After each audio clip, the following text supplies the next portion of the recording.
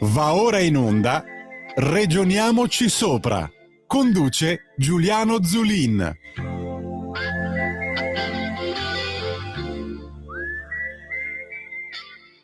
Buongiorno amici e bentornati a Ragioniamoci Sopra. Giuliano Zulin come sempre con voi qui a Radio Libertà per parlare del nostro tema preferito e di una di quelle riforme che secondo noi è la chiave di volta proprio per modernizzare il paese, l'Italia, ovvero l'autonomia. L'autonomia che sappiamo tutti, lo diciamo mille volte, ma come dicevano repetita Juvent, l'autonomia vuol dire assunta responsabilità con determinati paletti precisi, ben precisi, fissati dallo Stato, dal Parlamento, da chi per esso, dopo le due sentenze della Corte Costituzionale, praticamente bisogna riscrivere la legge Calderoli e si potranno attribuire alle regioni non materie, come c'è scritto in teoria nella Costituzione, ma diciamo così, ma solo funzioni, cioè parliamo di 500 funzioni che dovranno essere potranno essere attribuite alle regioni, ovviamente in base alle richieste delle regioni stesse, con corrispettiva dotazione ovviamente finanziaria, perché altrimenti tu puoi gestire una funzione, ma se non hai i soldi fai un po' fatica.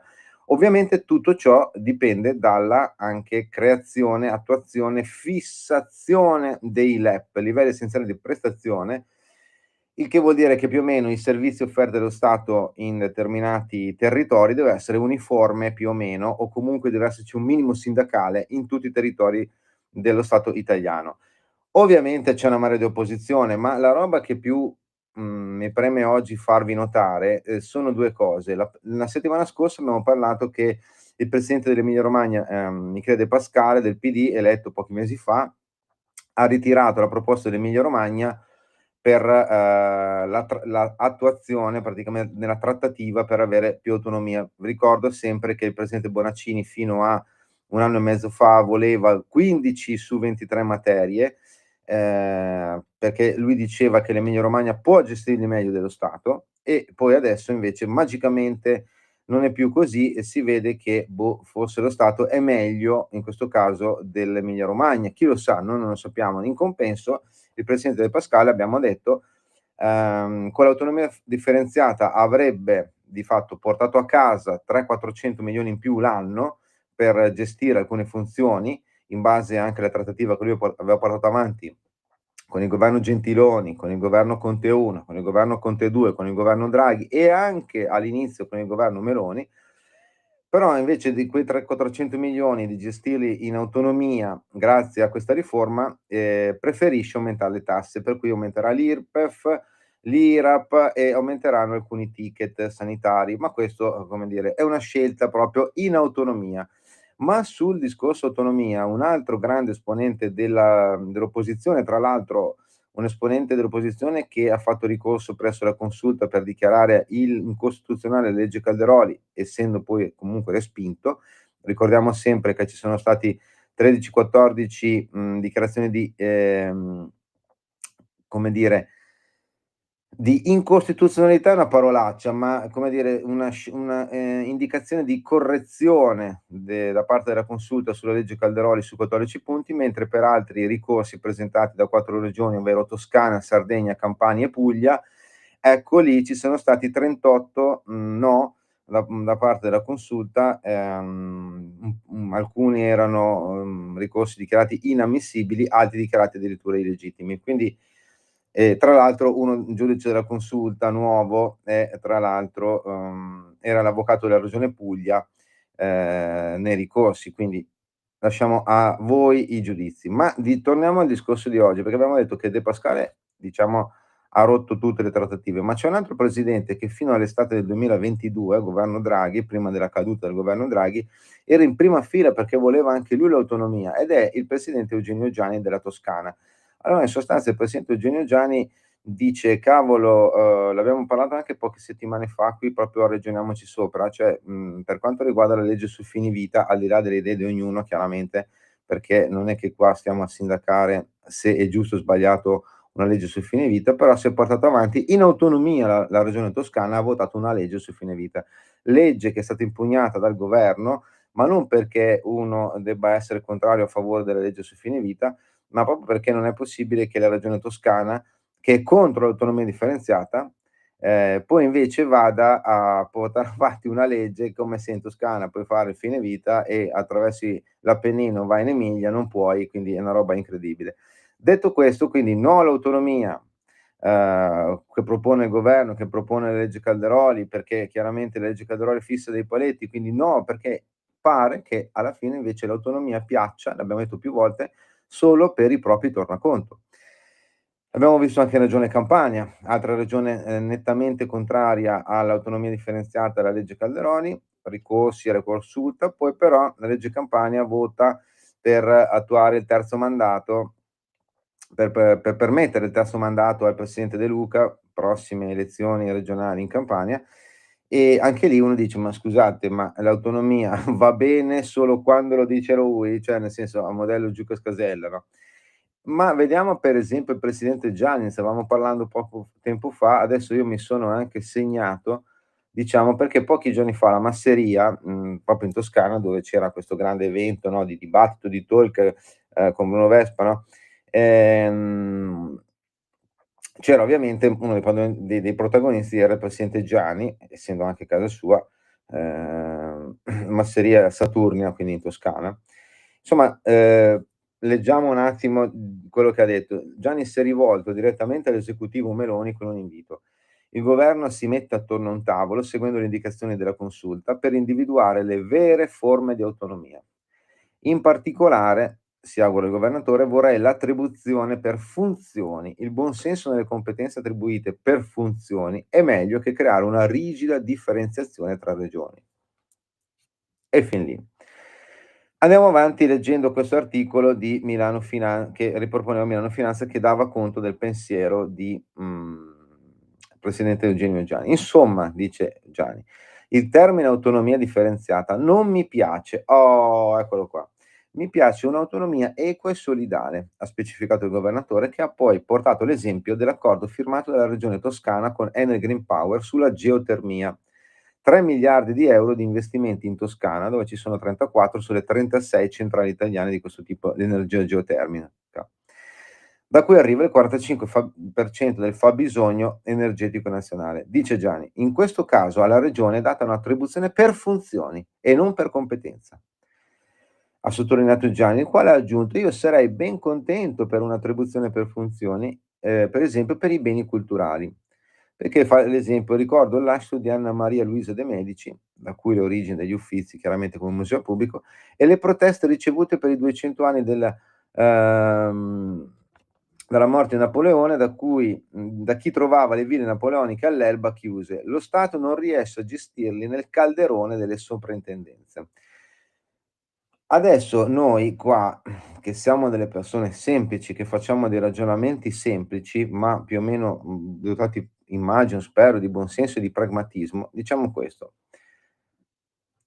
siglare un contratto da 3 miliardi con Enel Green Power per, sviluppare l'energia geotermica in Toscana, ovviamente è un grande contratto e bisogna fare i complimenti al presidente Gianni per questa scelta o questa operazione siglata, ovviamente, perché tutto ciò che può portare a una maggiore autonomia, in questo caso energetica, rispetto alle dipendenze che abbiamo da tutte le importazioni da paesi stranieri intorno al Mediterraneo e non solo, chiaramente è benvenuta. Se noi siamo per l'autonomia, siamo per l'autonomia non solo quella differenziata, ma per l'autonomia in tutti i sensi, ma anche perché l'autonomia è garanzia, sinonimo di libertà, perché quando una persona, anche qualsiasi persona, è autonoma, sicuramente gode di una maggiore libertà di una persona che invece è meno autonoma, ma dipende da altri.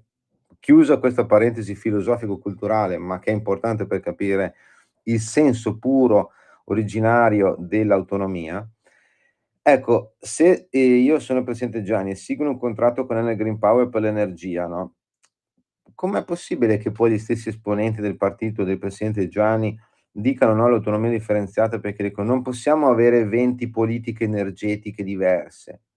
Non possiamo avere 20 politiche, sui beni culturali diversi, quando invece il presidente Gianni dice: "Vorrei gestire io i beni culturali". Allora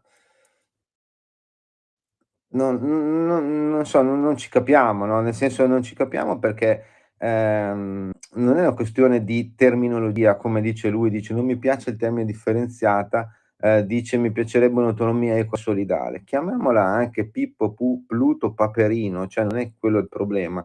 Il problema però è che, cioè, non puoi voler l'autonomia e portarla avanti fregandotene tra l'altro, cioè anzi fregandotene, portando avanti proprio quello che c'è scritto nella Costituzione, ovvero che tu hai delle competenze concorrenti con lo Stato, in particolare per le regioni, e poi voglio dire, quando uno dice: "Beh, vabbè, però mettiamo dei paletti", no, cioè non è che ognuno fa sempre quello che vuole, poi viene fuori un casino e dopo 20 anni di ricorsi contro ricorsi tra regioni, governo, Corte Costituzionale, dove alla fine si, accumula burocrazia e non si fa del bene chiaramente alle imprese e alle persone che, lavorano e hanno bisogno di servizi in un determinato territorio, ecco no, allora non va bene fissare dei paletti che sono quelli la cornice, creata da Amministro Calderoli e approvata in doppia seduta Camera e Senato dal Parlamento, ecco quella non va bene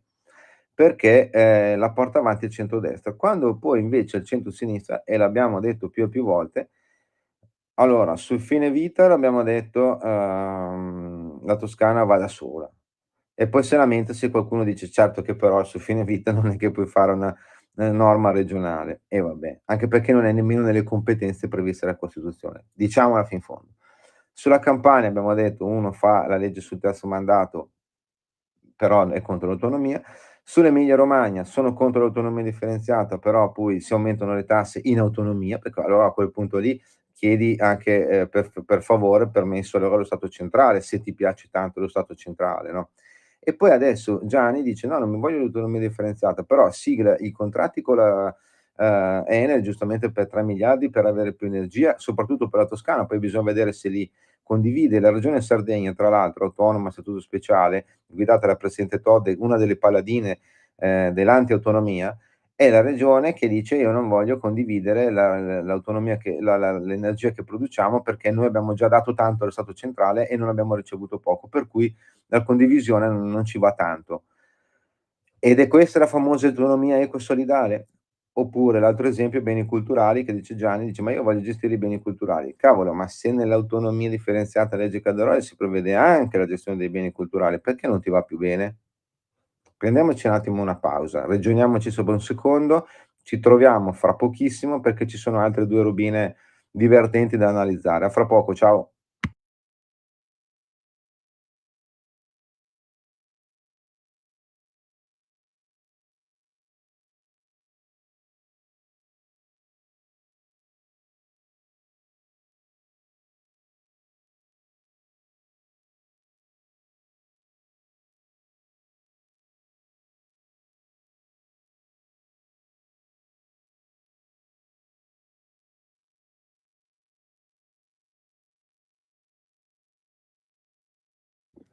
E rieccoci amici qui su Ragioniamoci Sopra, Giuliano Zolin, Radio Libertà, grandissima radio come sempre, lo ricordiamo, mi raccomando passate sempre parola, non per ascoltare me, ma per ascoltare Radio Libertà, perché ci sono grandissimi, grandissimi speaker e soprattutto, grandi persone, un mondo unico che va valorizzato in lungo e in largo ovviamente, perché è veramente un posto di libertà, dove si può parlare in serenità, che è un'altra bella parola che fa rima con libertà, ma che è fondamentale in un mondo anche un po' caotico a livello mass mediatico e a livello di informazione. Dicevamo che appunto i presidenti delle regioni, diciamo, guidate dal centrosinistra sono un po', sono contro l'autonomia differenziata, anzi fanno di tutto per abbatterla, poi però vai a vedere la vogliono.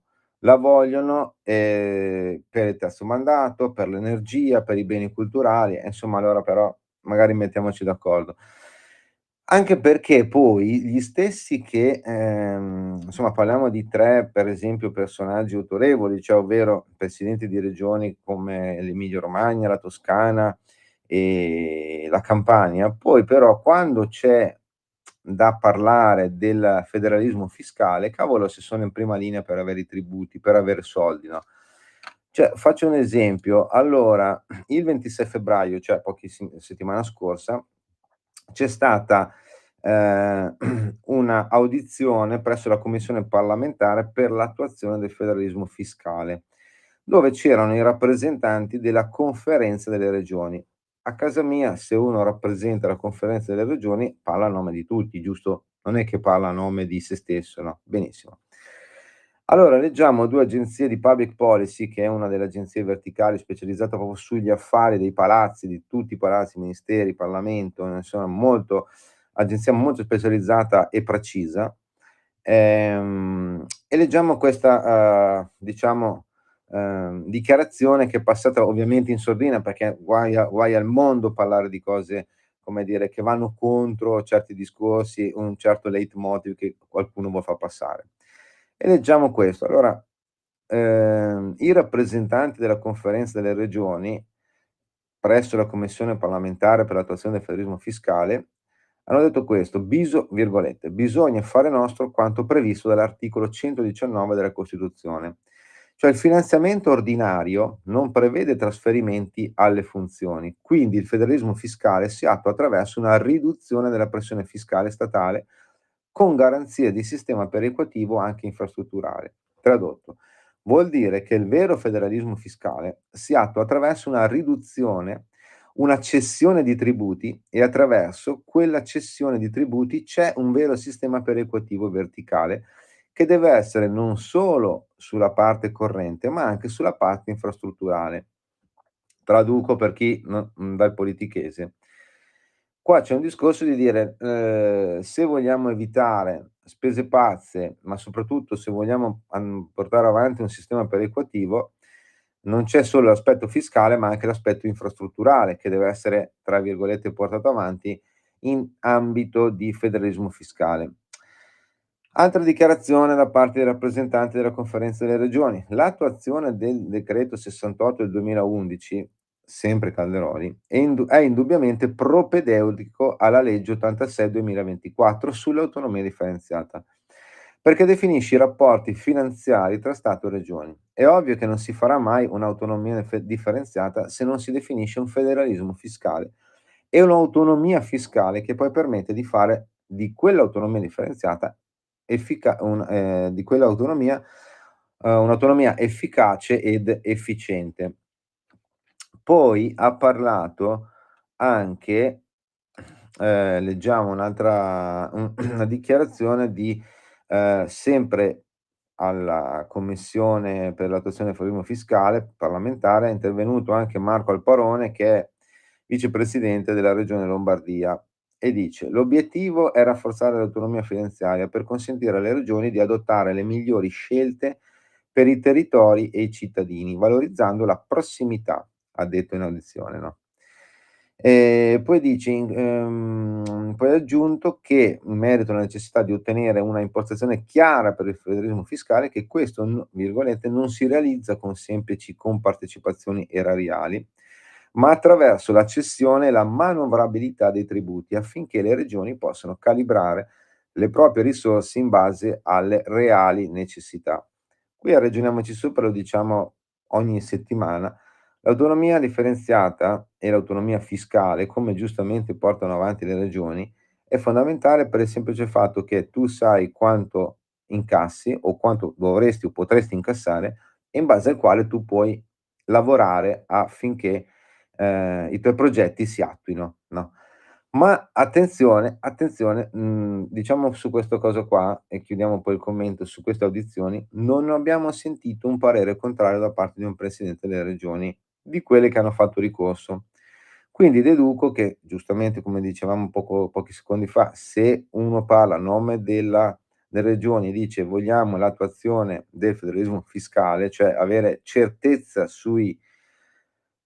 sulla capacità fiscale tributaria, sui soldi che una regione ha per poter portare avanti determinate per poter gestire determinate competenze e funzioni, dopo senza andare nello specifico, ma ragazzi, cioè il PNRR lo ricordiamo sempre che ragioniamoci sopra, ma bisogna sempre ricordarlo, bisogna tatuarselo. Nel 2021 il governo Conte presenta il PNRR all'Unione Europea. Viene poi modificato dal governo Draghi e viene chiaramente votato o comunque approvato da tutte le forze parlamentari, soprattutto quelle che sostenevano il governo Draghi. Tutte le forze politiche parlamentari presenti in Parlamento, tranne Fratelli d'Italia, che sappiamo tutti, non faceva parte della maggioranzona che sosteneva il governo Draghi. Quindi anche PDM 5S. PDM 5S che, senza ricordare altre cose, tipo PD che ha voluto la riforma del Titolo V, M5S che ha portato avanti la trattativa col governo Conte 1 e anche col governo Conte 2 per l'autonomia differenziata.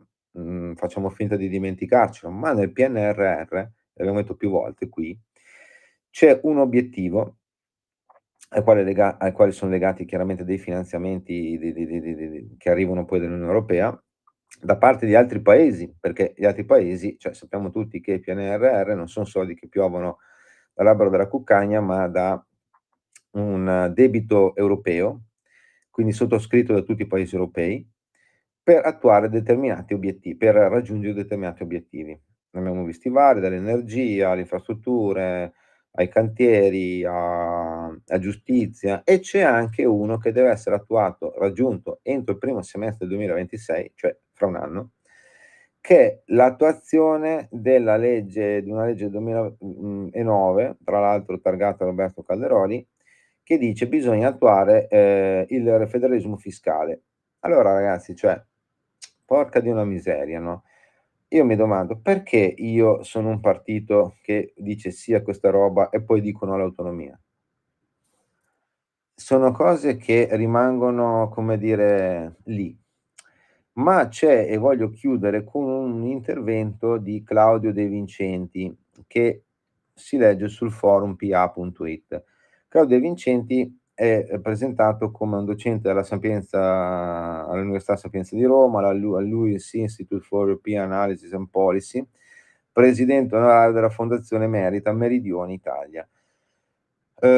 Qua non si dice però che Claudio De Vincenti è stato anche, esponente del PD e, esponente del governo Gentiloni e Renzi, in particolare, ministro della coesione, quindi si occupava dei fondi del Sud. Allora, la roba bella è che chiaramente adesso giustamente è un professore, ma in realtà è un politico. No, adesso non è che sia un'offesa essere un politico, cioè, però bisognerebbe dire le cose fino in fondo, no? Perché magari uno non se le ricorda. E vabbè, insomma, Claudio De Vincenti fa un enorme intervento che si può leggere sul sito Forum PA, dove in sostanza lui dice, vabbè, ovviamente che la legge Calderoli è sbagliata, non stiamo neanche a dirlo, perché uno dei motivi, no, questo bisogna dirlo, è bello, perché dice che i LEP son pericolosi perché poi può esserci che qualcuno, che qualche territorio non abbia la dotazione finanziaria per garantire i LEP, no? Allora uno dice: "Ma scusi un attimo, cioè Parlamento, visto che la consulta ha detto che il Parlamento deve fissare i LEP, in Parlamento dici: "Okay, ragazzi fissiamo i LEP e che ci siano le risorse per tutti i LEP". Poi anche quando dicono: ma per fare i LEP servono 70 miliardi in più". Ma scusate, ma i soldi che adesso vengono spesi dove vanno? Saranno ricalibrati, no, cioè poi dopo ritorniamo sempre al solito discorso, ogni anno Fondo Sanità, per fare un esempio, visto che una delle materie chiave dei LEP è la sanità, c'è questa trattativa, questo mercanteggiare, no, tra le regioni e lo Stato centrale, il ministero per dire: "Quanti soldi mi dai?" E più o meno ci sono dei parametri fissi, cioè, nel senso non è che dai più soldi alla Lombardia piuttosto che all'Abruzzo, alla Campania, perché è sempre tutto pro capite in base a dei determinati criteri, tipo l'età media della popolazione, tipo cioè quindi voglio dire ragazzi, tra l'altro lo stesso PNRR, che nasce tra virgolette per rispondere al Covid, alla crisi seguita chiaramente dalla pandemia, una delle voci più basse in assoluto è quella legata alla sanità. Cioè noi siamo lamentati durante il Covid per dire: "Cavolo però la sanità è stata smantellata", non certo da Roberto Calderoli diciamo fin fondo, ma da 15 anni di tagli, austerity, robe da governi non sicuramente di centrodestra, perché si son privilegiate altre voci, anche perché ci sono, andate a vedere, ci sono degli articoli che dicono: "Tagliamo la sanità così sarà più efficiente", ma parliamo del 2014-2015, quindi governi Letta, Renzi, Gentiloni, insomma gente così. Ecco, e quindi dice De Vincenti: "Non possiamo andare avanti a Calderoli sbagliata perché magari i LEP poi vengono fissati ma non ci sono i soldi". Cavolo, parliamo dei soldi. Ma poi la roba bella qual è? Dice: "Eccolo, fermi tutti, serve un colpo d'ala". Ah, benissimo, allora leggiamo cosa serve 'sto colpo d'ala, no? Allora cos'è la riforma di cui c'è bisogno? Allora ecco la proposta: legge costituzionale, ha la potestà esclusiva ovviamente legislativa dello Stato, che dice praticamente che lo Stato deve avere delle materie, deve seguire per esempio energia, trasporti, istruzione, sanità, comunicazione, ambiente, commercio con l'estero. In alcune di queste materie si può prevedere di affidare alle regioni compiti amministrativi, programmazione, valorizzazione, ruolo organizzativo dei comuni. Sul resto delle materie concorrenti prevedere procedure agili di leale collaborazione istituzionale di composizione del dissenso, decongestionando il contenzioso in Corte Costituzionale. In ogni caso, prevedere in capo allo Stato il potere di emanare disposizioni generali e comuni vincolanti, e introdurre una clausola di supremazia. Tradotto, tradotto, bisogna rifare il Titolo V, che è stato, portato avanti dal centrosinistra, confermato dal voto degli italiani, perché se al di là del fatto che l'ha voluto il centrosinistra, è stato confermato dagli italiani, cioè gli italiani hanno un valore o non hanno un valore il voto degli italiani? Domanda. Adesso invece qua la proposta, il colpo d'ala è quello di Claudio De Vincenti, che adesso è un docente, ma era sottosegretario, ministro nei governi del centrosinistra del fine anni '10, e dice in poche parole che bisogna rifare tutto il Titolo V, così la legge costituzionale vuol dire perdere altri 2, 3 anni, e poi di fatto dice che bisogna rifare, andando al sodo, applicare praticamente, cioè è già scritta quella roba lì, è già scritta nella Costituzione attuale, la Consulta ha determinato dei paletti, facciamo quella. Ecco, chiudiamo, facciamo finalmente, andiamo in Parlamento e riscriviamo la legge sull'autonomia differenziata, perché a forza di parlare, parlare, parlare, passa altri anni e alla fine cosa succede? Il Sud è sempre più povero e il Nord si impoverisce seguendo il Sud. Vogliamo questo? Ragioniamoci sopra. Ci sentiamo, ci vediamo la prossima settimana da Giuliano Zulin, come sempre qui su Radio Libertà. Buona autonomia a tutti.